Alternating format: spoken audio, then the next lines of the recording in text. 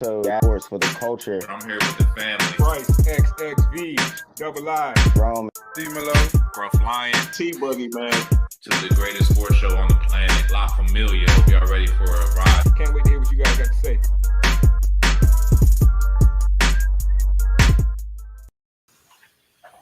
What up, everybody tuning in. From where are you tuning in from? You know what time it is. It's time for Gas Present Sports for the Culture. Let me go ahead and introduce the fellas this week. We got a guest for us. We're going to introduce in just a second. But I'm the host for the night. Going through the rebrand, man. You know what I'm saying? The line, Scruff Line had to lead that. Adjust my, I'm saying, Feds watching. Scruff 3000, you feel me? Feeling like Andre 3K these days. Saying, let me go ahead and introduce the rest of the panel for the evening. Top right, introduce yourself. T-Buggy, man. Y'all know what it is. Wash your hands, wash your ass. Gasoline AU coach. And I don't got a whole lot to say today, man. My Niners did a lot of talking for me over the weekend. So I'm just ready to get into the show. All right. Yeah, I feel that. I do feel that. Bottom and our guest for the evening. Go ahead and introduce yourself. Yeah, you can follow me on Twitter at YoungHibachi20 from Philly, Cowboys fan. Shout out to the 49ers for handling our light work last week. We'll take it from here this week. Yeah, okay. I don't know. I'll see how this about to go. I'll see how this about to go. Y'all think y'all about to just tag team it up over there. That's all fine and dandy, man. I feel that though. I feel that. One thing I know from my experience, you know what I'm saying, in the Philly, South Jersey region, you feel me, is that somebody that's a Cowboys fan and that's from Philly, that's a certain type of motherfucker right there, bro. You know what I'm saying? We ain't talking that's a different kind of cat right there. So, you know what I'm saying? I think we're gonna have a fun show, man. We're gonna dive right into some hot topics. First one we're gonna have to hit you with is obviously the recap from the last week's game, man. We just had the big preview going into the 49ers Eagles game, which which was much anticipated, especially for the 49ers. They was marking them on their calendar all season, waiting for that smoke. And they brought the smoke, man. They brought the smoke. They brought the fire. They brought everything. You know what I'm saying? It was a offensive showcase, if you will. Offense looked excellent. Deebo Samuel went crazy. McCaffrey had some major runs, exposed some major holes in the Eagles defense, and the offense, I say, just couldn't keep up. Ultimately, 49ers put a hurting on them boys, no pun intended. Let's go ahead and get into the breakdown of what happened last week or a couple days ago. I don't know. It feels like it was just 2 days ago, but really, I don't know, man. It feels like I'm trying to forget it like it was 2 weeks ago already. Let's go ahead and start with T, man. What was your analysis on what happened in that game? Run the tape from last week. It played out like I told you, man. I said if it was a close game, the Eagles could find a way to win, but other than that, we'd probably blow them out. If you make Philly one-dimensional, I don't think Jalen Hurts can win with his arm. I don't think he can beat many teams in this league, especially not the top teams, with his arm. And what happened was Philly came out hot, right? 2 straight drives to the red zone, ended with 2 field goals. 49ers offense, 2 straight drives, no McCaffrey touches. They kind of looked out of sync. But Purdy and the gang got going. Philly started to look a little confused. What do you guys got? 3rd-string linebackers in there? Defense just kind of didn't look playoff ready, up to par. So really it looked like the 49ers kind of exploited the weaknesses in Philly's defense, man. And they couldn't even hold them to a field goal after the first 2 drives. So it's pretty much a slaughter. You know what I'm saying? They killed them birds like Thanksgiving. So, that's pretty much my evaluation of it.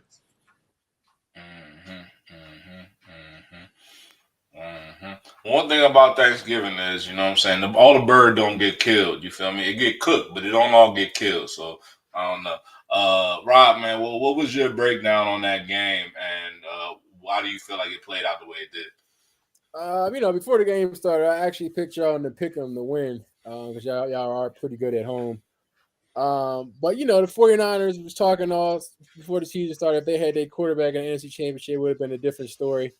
They lived up to what they said was going to happen. But Brock Purdy threw for 4 touchdowns. Deebo Samuels had his way with y'all defense. He did whatever he wanted. He scored 1 touchdown running, 2 touchdowns passing.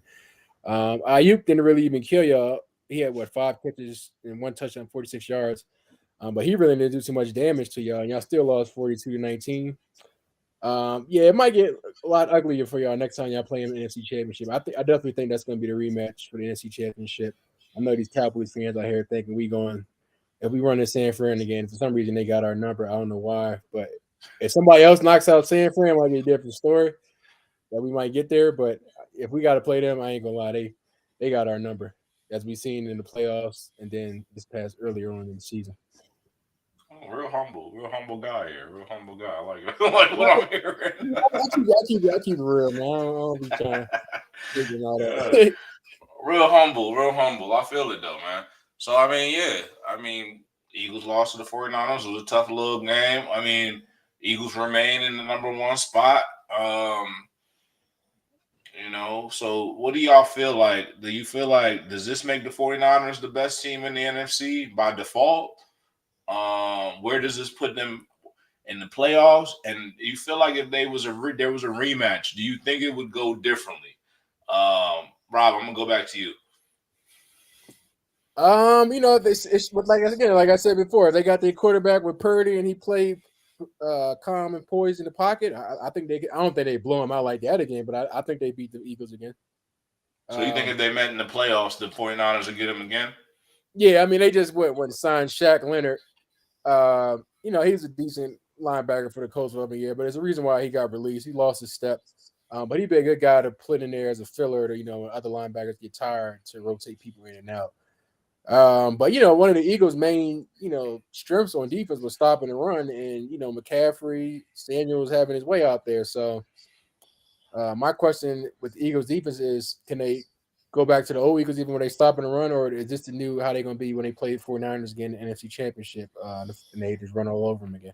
And also, I mean, going off with T saying like Hurts can't beat people with his arm, that's my guy. I'm a Cowboys fan, but over the years, Hurts has gotten significantly better at getting the ball, deep ball downfield. I mean, he has his issues with A.J. Brown. A.J. Brown like throws a little crybaby party, not getting the ball. But I feel like his accuracy has got much better with the deep ball over the years, especially with him linking up with Devontae Smith, which I really think is the one his probably his favorite receiver, but he just throw the ball to A.J. Brown so much, so he don't got to deal with the BS. I feel like he can beat you in a game. Like he almost beat the Chiefs last year if Bradbury didn't do that holding. So I'm gonna break it down for y'all, man. I'm gonna give y'all a little insight, man. I was trying to be neutral and stuff, but you know what I'm saying? I'm gonna tell you why the Eagles lost, and I'm gonna tell you exactly what happened. You feel me? Main thing is the offense. Y'all offense is I think it's safe to say y'all offense is unstoppable when rolling. You feel me? The 49ers offense is pretty much unstoppable when rolling, when whole, if you will. But yeah, man, we were stopping the run. You feel me? When we had N'Kobe Dean in there, when we had our starters in there, you feel me? We down, man. We got Nick Morrow in there. Nick Morrow. You know what I'm saying? Morrow. You feel me? There was a lot of passing yards allowed up by Morrow. Feel me? About 140 something on him alone, which is crazy. And he made 11 tackles. He was running for his life for all of those tackles. Nah, man, that was bad pass coverage, particularly from the middle of the field. That's a problem, man. I mean, Shaq Leonard, yeah, he lost a step. The Eagles, for some reason, I couldn't tell you why. They never really invest in the linebacker position. They've done it for years. N'Kobe Dean went down, and then the whole position went down because they just so thin. They keep it so thin. You feel me? At linebacker, it's like the way that you keep milk in the fridge. You know what I'm saying? You don't keep too much because it might go bad or something like that. But that's not smart, man. You're gonna end up with some cereal and no milk, and you're not gonna be able to enjoy it. So yeah, that's one of the reasons why we lost because the 49ers it's easy to stop the run when you can't get past the line. You got Jordan Davis. You got a really stout line. When we stuff in the run, we're doing a great job at that. But when you get past the first level, the second level doesn't exist. It doesn't exist. As soon as you get past the line, who's stopping you now? The linebackers don't exist. So the safeties is out there trying to stop you. You feel me? Next thing you know, the safeties is coming at you. And if they missing that tackle, how many arm tackles did I see? It's bull. Coach T, you would never allow your kids to be out here with them arm tackles. But let Nick Morrow tell you, or these other pro linebackers tell you, that's what we do. We just arm tackling. Crazy. So that's what I'm saying. There's no second level of defense at all. It doesn't even exist. So at this point, we already at the safeties, and you 6 yards in, and the safety making the tackle. Come on, bro. That's not good. So that's a big reason why they lost, bro. Big reason. And then the other reason is, I've been trying to keep it quiet, man. I've been trying to support, you feel me, the offensive coordinator, Brian Johnson. You know what I'm saying? Trying to support the brother, bro. I really have. I haven't been trying to alert the people of some things that I've been seeing on the offense. This is not the same offense as last year. One of the game-winning drives that we had when Hurts threw that touchdown to Devontae, that was an audible. It wasn't Brian Johnson. You feel me? That was an audible. The Hurts like, nah, man, get out of here with this bull. Nah, we're not running that. Tell him run it back. You know what I'm saying? So Brian Johnson, the 49ers was actually getting beat in one part of the field. But we was over here playing, what was the playbook? Running 4 verticals all day? That's what we running? That's what we running? We running 4 verticals all day? Come on, son. Where was the finesse? Where was the middle of the field? Granted, Dallas got us hurt. But come on, where's the middle of the field? We can't run some slants? I mean, if you think about it, crossing routes? Most of the world agrees that this is probably going to be a rematch in the playoffs. So, I mean, to a certain degree, right, once you know the game is probably a little bit out of reach, you probably don't want to empty out the cupboard, But at the same time, Jalen Hurts not having his tight end is really affecting the offense. Also, he's affecting the offense. You can't drop back and hold the ball 4, 5, 6, 7 seconds and run around and make plays like it's college. You just can't, you know what I'm saying? As much as you want to be the hero. And also, offensive coordinator, bro, 49ers struggle with teams that can run and pass, right? If you're willing to be balanced, it's a little bit harder for us to defend you. Did y'all even try to run? How many carries and Swift had? And that goes to the offensive coordinator. Not enough, though. Not enough in rhythm, bro. I feel like when we run the ball, we run it, and we'll run it down your, pause. We'll run it consistently. You know what I'm saying? But you know what I'm saying? But like we don't run it for long periods of time. We were way too pass happy in that joint, And yeah, I mix it in. I didn't understand that, especially with Chase Young and Bosa on the outside. Like I didn't understand all the dropbacks. But when I'm watching the tape, man, Hurts had opportunities to throw the ball. And this is why, in the guys group chat, when people were saying that Hurts was better than Purdy at every single thing football related, it blew my mind because he's not an elite processor, right? And I think he'll grow to that. He's obviously gotten better, but he's not elite post-snap. Pre-snap, I think he's fine. Post-snap, when you got to make quick decisions, when you got to get the ball out on time, I can't think of too many throws he got the ball out on time. Maybe one where he got it to A.J. Brown on time. But, I think it'll be a different game. I think both teams got to see, the best of each other. So next game is really going to be a testament of, who's the best team. I still think the 49ers come out and win that game. Y'all lost psychological advantage, though, man. You were home dogs, and you came in there and got blown out. I think if San Francisco has to fly to Philly again, absolutely don't care and they're not worried about it. And I think I saw a tweet on Twitter that said this is a city where their hero is a 3-foot fictional boxer.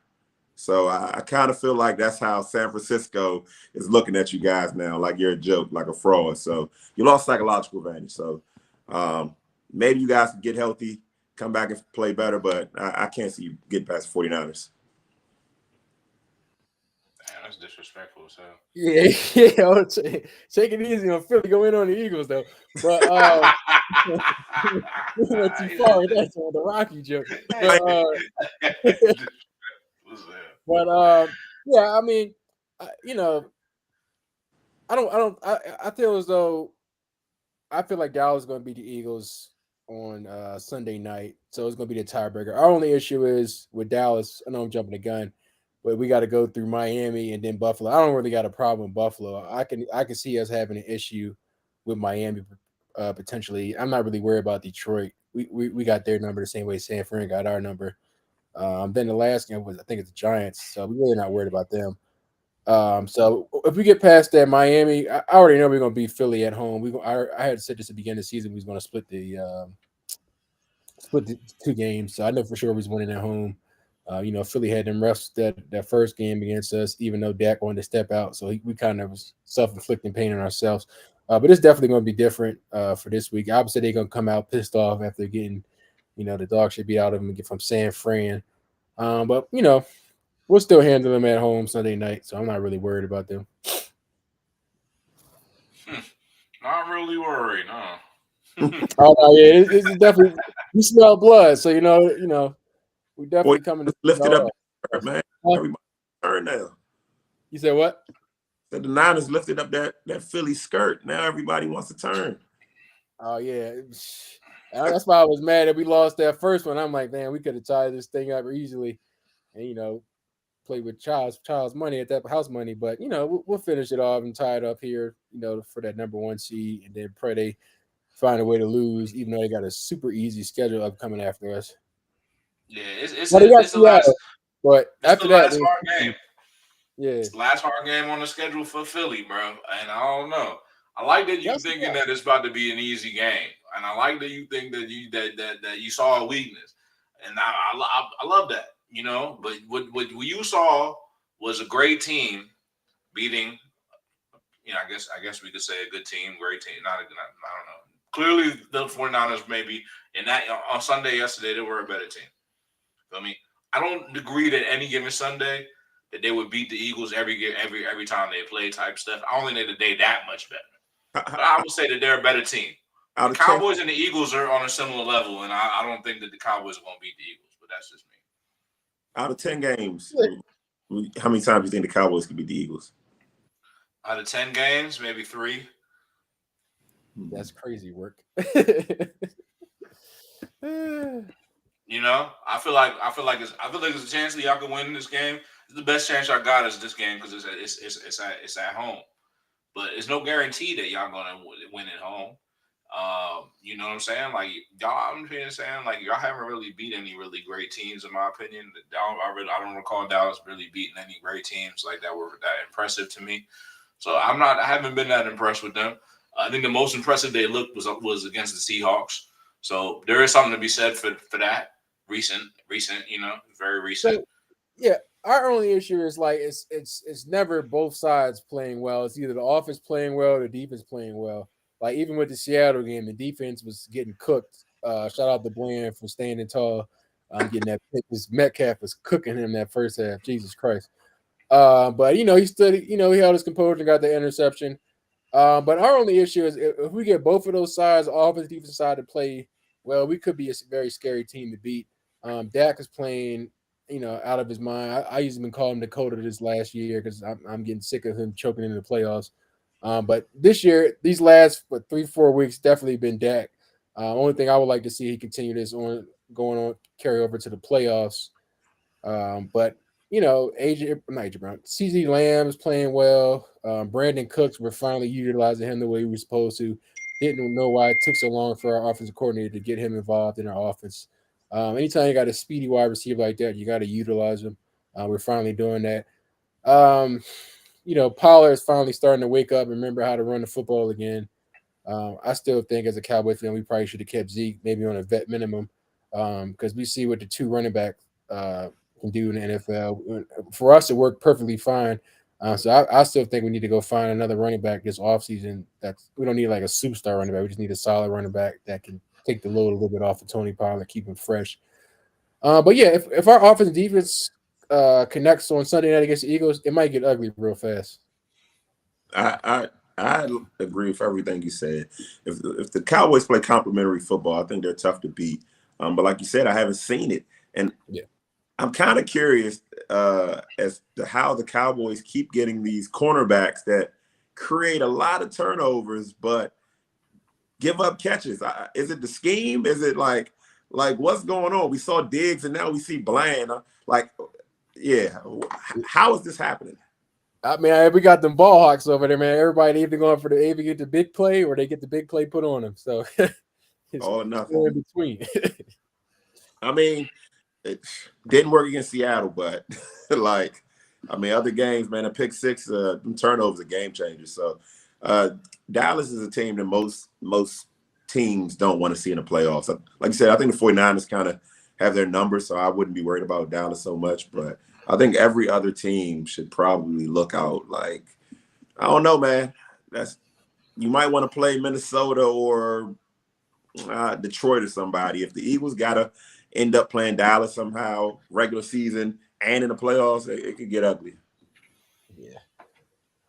Yeah. So, all right. So T, you got Dallas in this game. Dallas is favored by 3.5 at home. You got Dallas?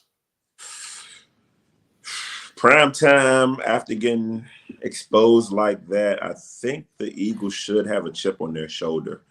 I think they should. I'm gonna go Philly. I don't know if they cover that 3. It might be down to the wire, but I'm gonna go Philly. Oh, I mean, not cover the 3. I guess they underdogs. It's just crazy. Like, underdogs in Dallas. That's crazy. Yeah, underdogs. I'm still gonna go Philly. I feel you. I feel like the 3.5 that's a gift.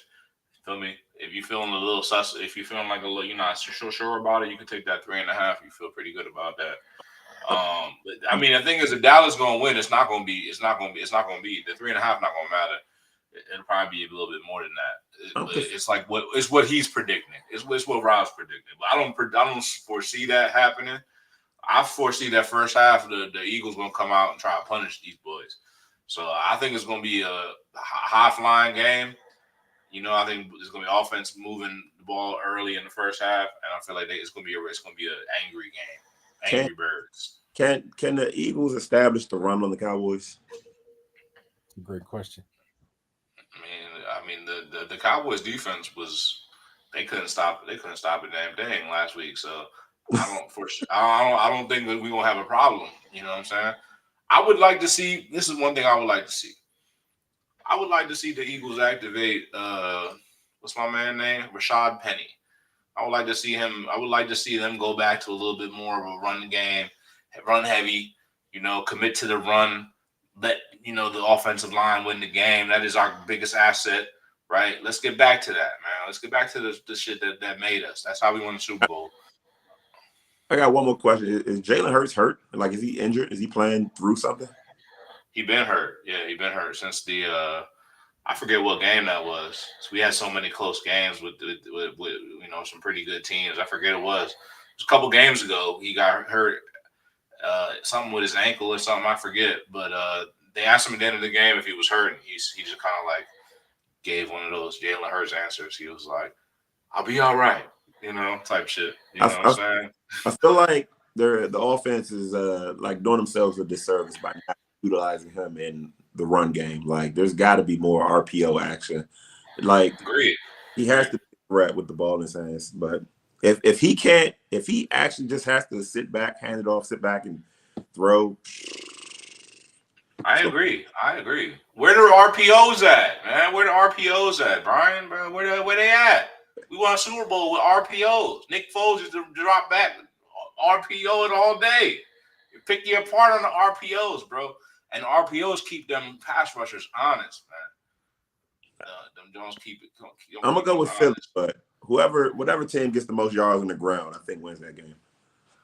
Yeah, his joint got me bugging. Look like I feel like I'm off the shroomies looking at his joint. All right, let's get into the other games, man. Let's get into the other games.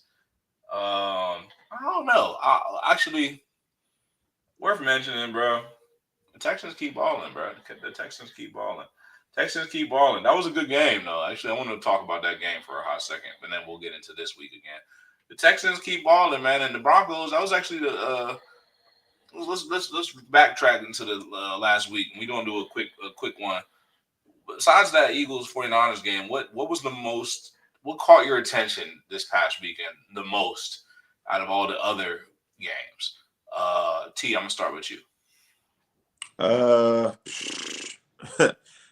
I didn't get to watch a ton of games, but and this is going to sound crazy, but again, man, when I watch Miami, man, they have something there, and it's not power football. It's pretty soft, powder puff. It almost looks like flag football. But one thing I say is really good teams destroy bad teams. They don't play down the competition. And Miami destroyed the Commanders. And I think those are the type of wins that propel a team in the playoffs, man. When you know you can go out there and drop 40, 50 on a team, it's almost like even in a tough game, you're never out of it. But, jumping back, I actually watched some of that Texans game with my son. He really, really likes C.J. Stroud. He's a quarterback too. So what stood out to me, at least with that game in particular, is just, man, C.J. Stroud is so poised, man. It's uncanny for a rookie to stand back there and trust other young guys. And I really think that's a nod to D'Amico Ryans, man, like a first-year head coach. And I'm not just saying that because he came from the 49ers, but, like, you can just tell – he means so much to that team, man. They really rally together. They rally behind him. Losing Tank Dell was a huge loss. Huge loss. But, this is the NFL, man. You face adversity. Next man up, hopefully. But, yeah, that team's special. Even if they don't get it done this year, expect them to be around for a while. C.J. Stroud reminds me of Deshaun Watson when he was with the Texans. It's just something almost magical about him. You know what I'm saying? But those two for me, because that's really what I was fixated on this weekend. Yeah, I agree. I was actually at the Titans Colts game, half watching that game, half watching the red zone, and I was captivated by the Broncos and the Texans game out of the other games that were playing at that time. Russell Wilson, he had a few plays actually. He had one nice one, Cortland Sutton. That was a dime. That was a big boy. He only threw to him once that whole game, but it was a dime when he did get that joint off, and Cortland Sutton made it happen. But C.J. Stroud, man, poised. Yeah, I agree. Poised is the word for me in that situation. Tank Dell situation went down. But, I don't even think it matters. I mean, I don't think it doesn't matter. It matters, but C.J. Stroud seems like he's gonna find somebody. He gonna make it work with whoever out there. Because he didn't miss a beat, in my opinion. Because Nico Collins just got all those targets. And it's just like, okay, who's it gonna go to? It's like you're gonna get it either way. It's just how do you want it? How do you want it? Nico Collins gonna get all the targets, and he was doing just fine. It was just like, you got to stop somebody. And then any given week, it'd be Noah Brown the next week. So I think they're gonna be in there. They're gonna be something to be watched for. Rob, out of all the games this weekend, what caught your eye? I would definitely say that Packers and Chiefs game. I thought that -6 was a lot. I was wrong.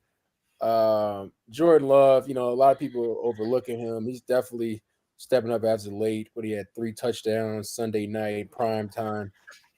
Spreading the ball around with Watson, Dobbs. A.J. Dillon was getting the ball rolling even without Aaron Jones. And I feel as though they don't utilize A.J. Dillon enough when they have Aaron Jones in. So I don't know that GM, they need to start realizing when Aaron Jones is out, he plays much better. And, Aaron Jones is always injury prone. I always think he's a good running back, but he's injury prone. They might want to look to see what his trade value is. I know Green Bay Packer fan might not like that, but see what the value is out there for Aaron Jones, probably a contender, not now, but probably next year in the offseason might want to take a look at him. But that was definitely the game. I like Christian Watson coming back. I always think he was a sleeper wide receiver and still has a high ceiling to grow. So that was a game, but also back to that Broncos and Texans. Yeah, I was kind of mad I didn't draft C.J. Stroud in this dynasty because I'm a Buckeye fan. And, he's leading the league right now in passing yards. Nobody would have thought that, but we all know he was a great quarterback coming out of Ohio State. His only knock there was he couldn't beat Michigan. I don't think that was his fault. As we can see, that's clearly a Ryan Day thing that he needs to be fired as well. But But yeah, I always liked this poison college. I knew it was going to turn over into the NFL. We obviously nobody thought the Texans, maybe outside of probably Houston fans, they would have this type of turnaround this fast. Like T said, they're definitely going to be a team to reckon with in the AFC for years to come, especially the AFC South. Yeah, man. Yeah. I forgot. Agree with that. Agree with all that. Forgot Jordan Love and the gang put on a show and Yeah. battled Mahomes. Yeah, it's crazy. I don't know if you guys saw, they put up like an eerie stat. How he has like the exact same stats as Aaron Rodgers. Like it was down to the yard. It was crazy. At least coming into that game. Same win-loss, everything. It's crazy. So it almost seems like Green Bay did it again, man. And then they have potentially found another franchise guy for the next 15 years. So, but they know what they're doing. They definitely know what they're doing. You mentioned something in the group chat, T. You said something like he was a gamer, and you said he's gonna be around this league for a long time. Yeah. Yeah, I mean, definitely props. They play well. I'm still not high on Watson, man. Like, got all the tools, but something about those super light skins, man. I don't know, man. I don't know if he's dependable week to week, but you can just see though he has the tools, man. He has the tools. So it's a lot of young quarterbacks. Now that Purdy's getting a little bit of respect, you can kind of see the changing of the guard. Because for a while I couldn't decide like where's the next group, man. Like, and we were floating around the Herberts and the Josh Allens, but now it's looking like it's starting to come together. It's going to be more of those guys. Yeah. We shall see. All right, man. Let's get into a couple more games, man. We're gonna throw 2 more games at y'all for this week. I heard y'all pick the Cowboys. Shame on y'all. I know T, you picked the Eagles, right? Yeah. So good for you. But we'll see what happens with that one. That's gonna be obviously the biggest game of the week. Let's throw another game out here for you. How about the Bills and the Chiefs, man? That's a pretty good game. Actually, once upon a time, that would be like the biggest game of the Super. That's like the game of the year type situation. A few times in a row, actually, for a number of years. So yeah, Chiefs are at home, and they're 2.5-point favorites. Which is almost kind of like a pick 'em, I guess you could say. But yeah. Over under in that game 47.5. Who do y'all like in that game and why? T, I'm gonna start with you on this one. I'm gonna keep it short and sweet. Chiefs, and this isn't even X's and O's, but I can't remember the last time I seen Mahomes lose 2 games in a row, man. And especially this time of the year. Bills have kind of been up and down. They certainly have the firepower, but Mahomes to me is in that range of like Tom Brady, where I don't bet against those guys. If I lose my money, I lose my money, but I'm not betting against those guys. So give me the Chiefs, give me Mahomes to get it done and rebound off of a disappointing loss. I feel that. Rob, what you think? Yeah, I'm gonna take the Chiefs too. I don't see them losing 2 games in a row. My only issue is that offense is looking a little iffy right now, outside of Kelsey and Rice. I don't really see who other Sky Moore clearly hasn't panned out who they expect him to be. Pacheco is a great running back. I feel like they need to use him more, even in the passing game off the screens. But the Buffalo 1-4 on the road, and Buffalo been playing iffy this entire season. So I'm definitely going to take the Chiefs in that game. I'll say this. I like the over. I think the over is a lot. 47.5. I like the over. Both of these Chiefs are going to be trying to get it going. The Bills, I ain't gonna hold you. They always get it going. Like whether they get it going, they might get it going a little too much, if you know what I mean. So like, yeah, I like the over for sure. I know what you mean, TC, about betting against Patrick Mahomes, but I feel like it's a must win for Buffalo. So I'm gonna go Buffalo and the over. That's who I like. All right. So one more game. It's a lot of stinkers this week, man. For real, for real. All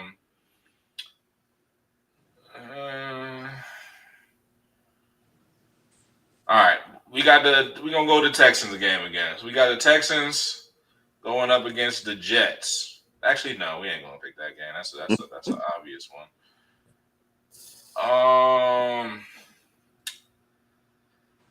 Yeah, fuck it. We about to move on because actually not Broncos and Chargers look like that's a must win for both teams. To be honest, Broncos are on the road. Chargers at home -2.5. Over under in that game is 44. Real quick on this one. Rob, who you got and why? I'm gonna take the Chargers. Justin Herbert has been playing like dog shit. He's on my dynasty team. Wasn't traded for him. But I feel like the Chargers was Staley. His job is on the line. If he loses this game, he can cancel Christmas. Like he's coming back next year. I still don't think he's coming back either way if they win this game. But it's definitely a must win for them. The Broncos have been staying in a few games like this Texas game. They should have won. Sean Payton is clearly not the coach he was in New Orleans. He's losing too many close games. So I'm definitely taking the Chargers in this one. All right, T. I'm actually going the opposite way because of Sean Payton. I just feel like he's a better coach. And I feel like those teams are about equal. And when talent's similar to me, I feel like that's when coaching comes down to it. I don't think either quarterback's playing better than the other one. So I'm going to give Sean Payton the slight edge, and I'm going to go Denver here. Denver's been battling in these last couple games. I'm going to go Denver. Okay, all right. I'm just not gonna bother even picking either of these games. This John. That's a tough one. I think I'll lean. Yeah, that's really a pick 'em. I lean towards the Chargers, but that's because I don't like Russell Wilson. All right, let's go ahead and get into this next topic. This is actually not on the docket, but I'm gonna throw it at y'all anyway because it is actually extremely important and worth talking about. So we're gonna talk here about these college football playoff standings. So they came out, and it was interesting. You know what I'm saying? Number one, Michigan. So do we all agree Michigan agrees to be number one? How do we feel about the college football rankings? Obviously, Michigan was number one. They're going to draw the matchup with Alabama. What a prize. Now, Alabama came back up. You know what I'm saying? They rise quite a bit. They were just number 8 last week. And now they're potentially going to be they could potentially be in the driver's seat to win the whole damn thing. I don't know. That's very interesting to me. Now, Alabama beat Georgia at the end of the week last week, right? That happened. That was a crazy game, amazing game. Wonderful, like really what college football is all about. Won the SEC championship game. Georgia hadn't lost in like 2 years. They fall right off of the map of the college football playoffs. Literally fell off the map like from you was that dog, and then now you just not even in it. So that's crazy. Florida State, I think, probably has the biggest gripe out of anybody. They're 13-0, they're undefeated, and they feel like they should have been invited to the dance. And they're pissed off. They're feeling like UCF from a couple years ago, if y'all remember that. Yep. Texas, I think, had to make it because they beat Alabama. And everyone wanted to see Alabama in there after that last game, bro. So anyway, we got Michigan, Washington, Texas, and Alabama. So that means Michigan will be playing Alabama. Washington will be playing Texas. First thoughts is, did they get it right? Are these the right teams?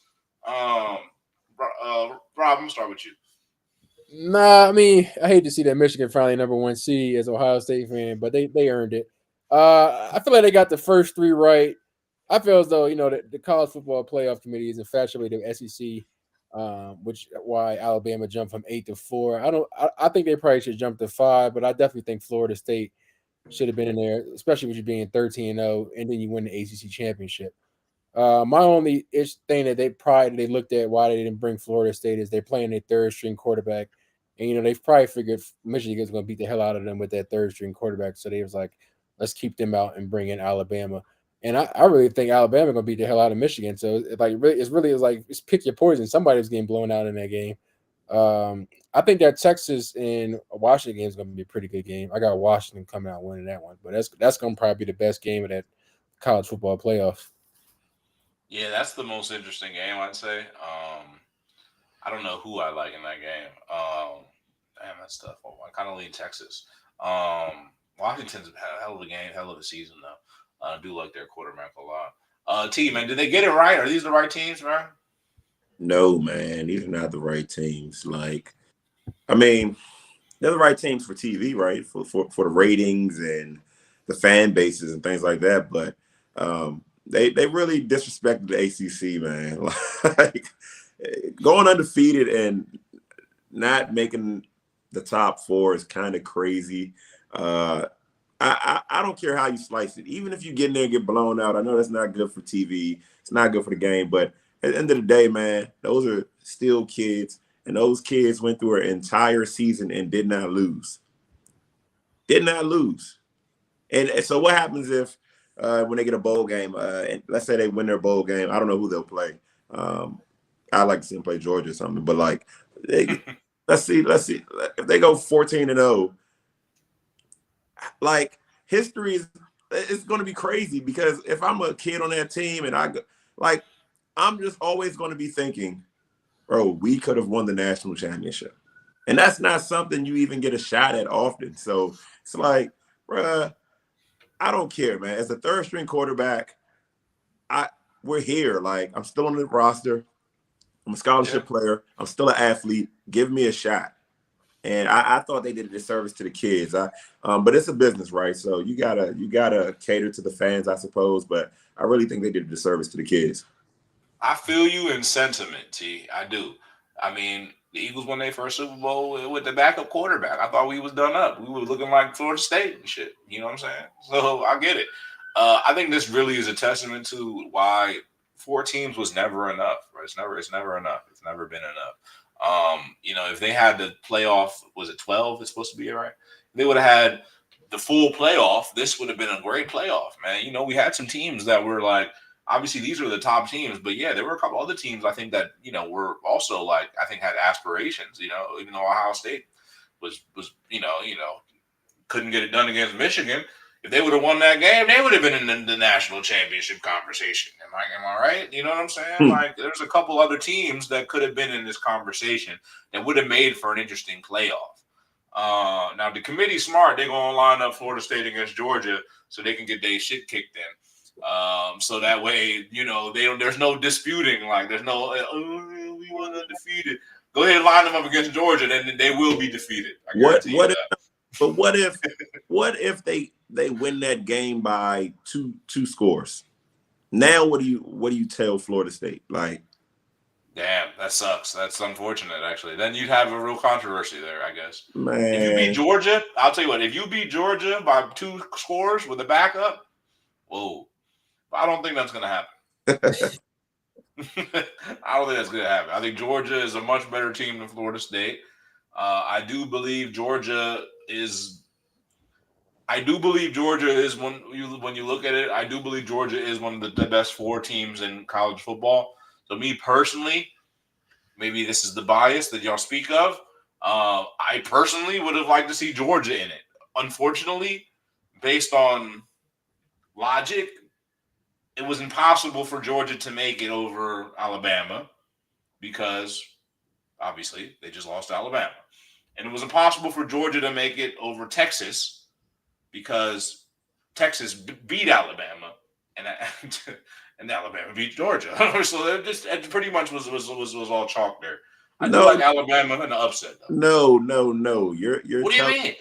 You're telling me that Texas had to make it.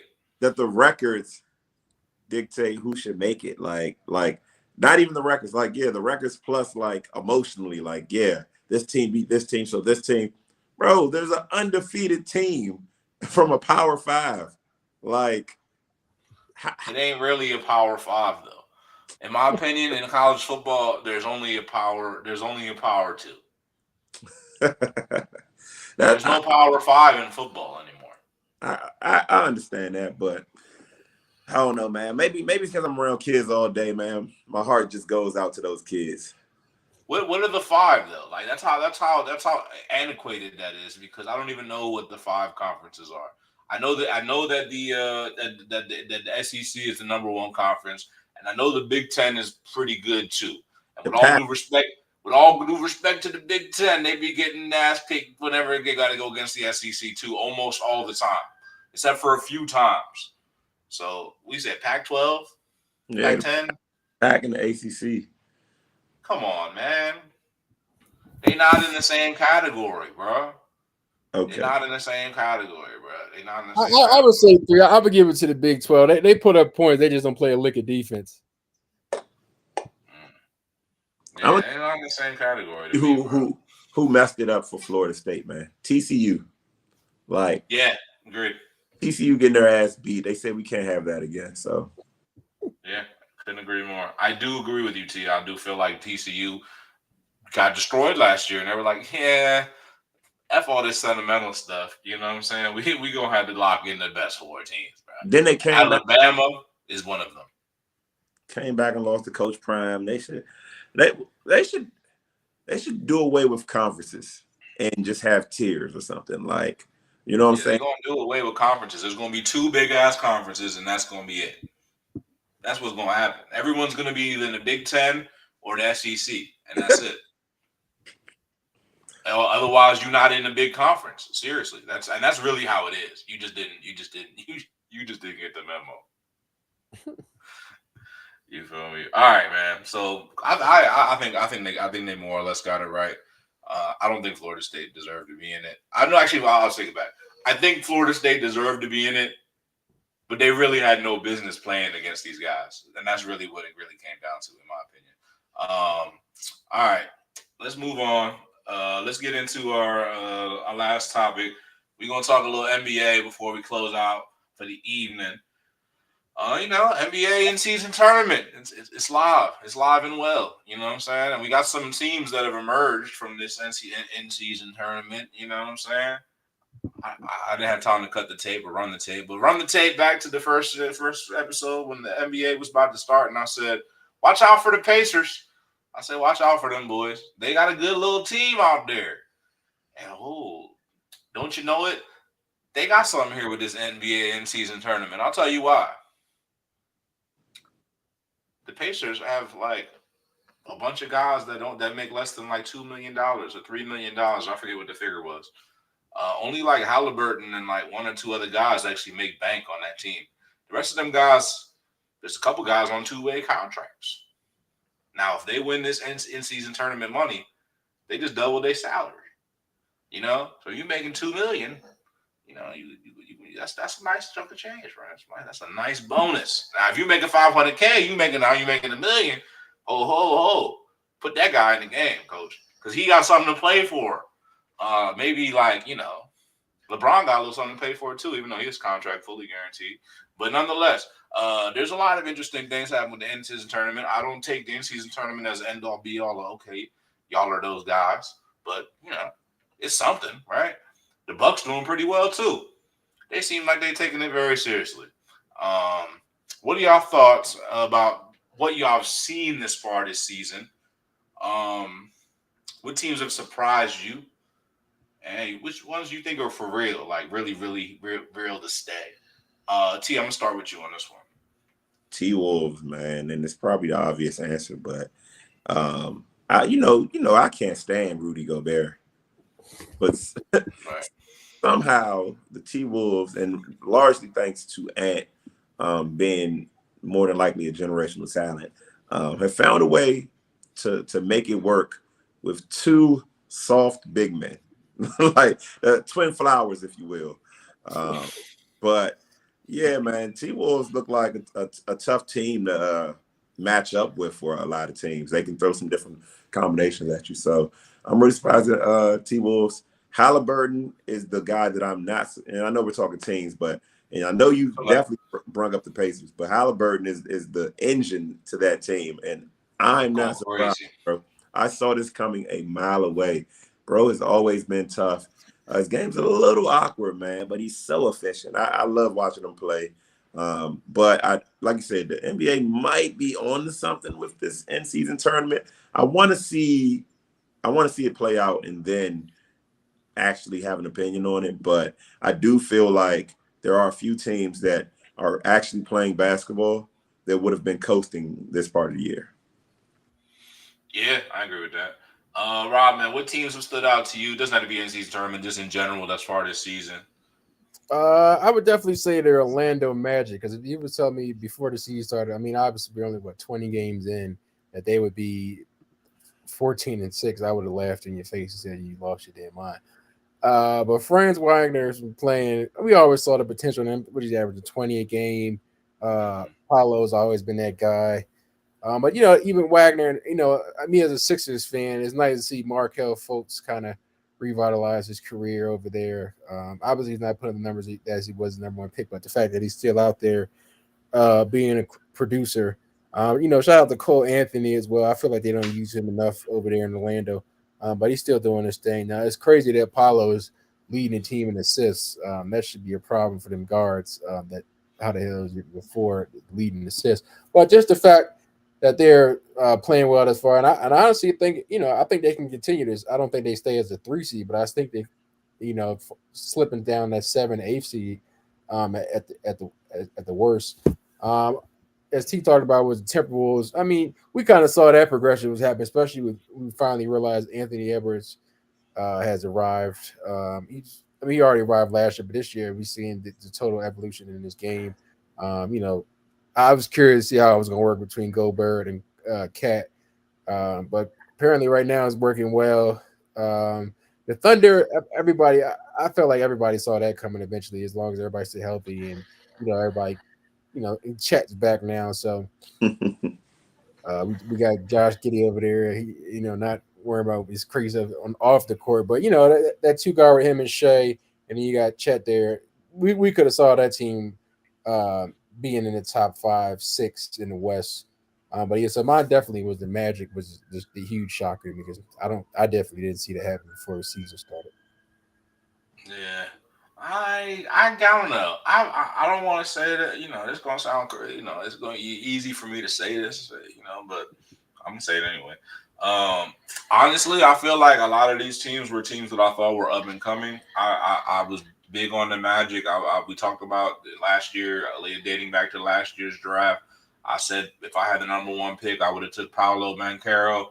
The Magic picked Paolo Banchero. You know what I'm saying? Obviously, they know what they're doing.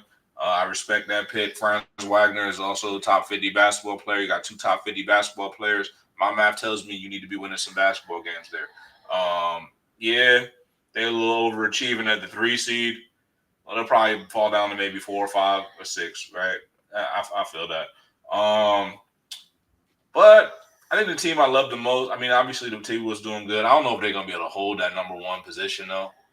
We'll see about that one. The Nuggets, I think, are going to be poised to eventually take over the number 1 seed. It's just really a matter of time. And I do think Phoenix, when they get healthy, could have something to say about that, but they haven't been healthy. And they may never get healthy. So big asterisk next to them. But to me, the team that I'm most excited for is the Thunder. And I'll break down why. One is, I mean, I've said this before the season. We're talking about, LeBron and stuff, and I said that, like, I don't know, it isn't that it's gonna hold up. I'm gonna still stand by. I'm standing on business on this one though. If we talking about this season, bro, say Gilgeous-Alexander is a better basketball player than LeBron James this season, and will be for the rest of this season as well. With all due respect, like, he's going to win you more basketball games. And obviously LeBron James is playing outstanding, but what I'm saying, he's a little bit older. And he's still one of the best players in the league, but Shai Gilgeous-Alexander is top 3, in my opinion, top 5. He's in that conversation. And Chet Holmgren is, to me, he's the rookie of the year. I mean, as good as the hype machine is, that is Victor Wembanyama, and he has played pretty well. Chet Holmgren is playing extraordinarily well. It's very, very difficult. There's a basketball, achievement that people know about. It's 50, 90, 40, 50% field, 90% free throw, 40% from three. Chet Holmgren he's well above that. He's that and then some. And the name of the game for Chet Holmgren is efficiency. He's efficient. He's doing it extremely well. Crazy block numbers, getting steals, shooting the ball extremely well, spacing the floor. He gets so many open shots. I do think that I did say I would take Paulo Banchero with the number one pick. But with that being said, I would, if I did take Paulo Banchero with the number one pick, maybe I would be regretting it a little bit. Maybe I don't think Orlando's regretting it, but I know Oklahoma City feels really good about Chet Holmgren. Chet Holmgren, he might be on his way. It's almost like the guy sat around for a year and got to acclimate to the NBA game before he played. Rookie of the year, crazy. He's not a rookie. Maybe not. Neither was Ben Simmons. And look how it turned out for him. Look, Chet is a great basketball player, man, and I think he was always headed towards that. But I'm not going to say he's a rookie. Don't disrespect Wemby like that. That's fine. Because when it's all said and done, this could really be a LeBron and Melo situation, right? With Chet being the Melo of the situation. Because Oklahoma is absolutely not ever, hear me out, not ever going to win a ring. All right? I don't know about that. I don't know. Not with that roster, not the way it's composed. I don't care if you think SGA is better than Will Chamberlain. That roster is not going to win a championship. All of these young teams are good, but they are young. They're going to come back down to earth. The only one that has a shot at making a run might be the Timberwolves. Just might be the Timberwolves. The rest of them, no, man. They're going to get to the playoffs and run into Giannis, and get to the playoffs, run into Jokic. It's not happening, man. They're fun stories. They're cool to watch. This would be a great era for NBA Jam to come back, because I feel like there's a lot of stars on every team now. Every team has two guys that I like watching play, except Poole and Kuzma. But you know what I'm saying? I think basketball's in a good place, but don't go too far in on the OKCs and the Magic. They're cool stories, but they won't get it done. Man, Chet Holmgren, bro, playing good basketball, bro. He might even make the All-Star team. I'm not saying he's not playing good basketball, but it kind of reminds me. The young teams always remind me of Kevin Garnett, Stephon Marbury. That era of the T-Wolves, where young guys really talented, but bro, when push come to shove, them vets not gonna let them boys eat. You think them boys not gonna put an elbow to Chet when it comes down to? He eating those elbows, man. But now, wait till it gets serious.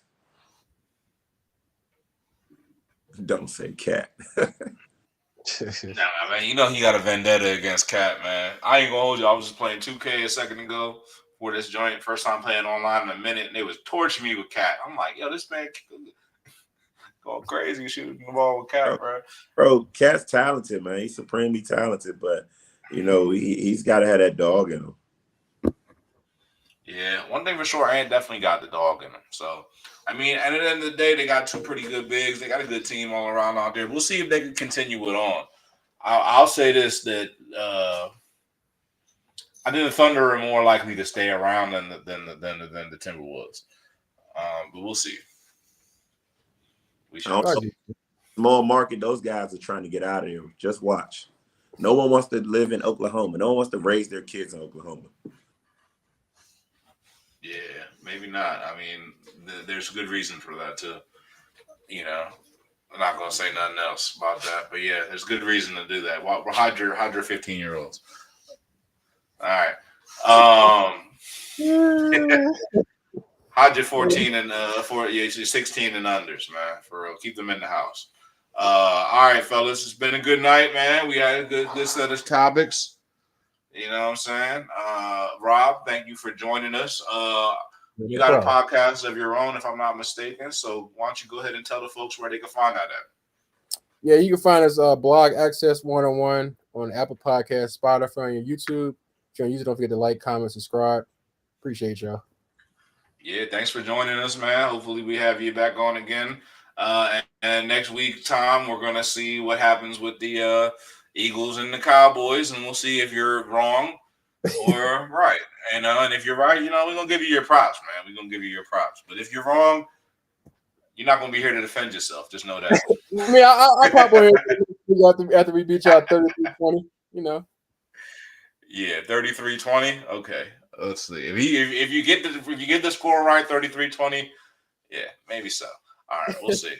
If 33-20 actually happens, sir, I might start to believe you. All right, we'll see though. But yeah, man, everybody for tuning in. Appreciate y'all, man. Go ahead and follow us at Good Ass Sports, Gas Sports Network on YouTube.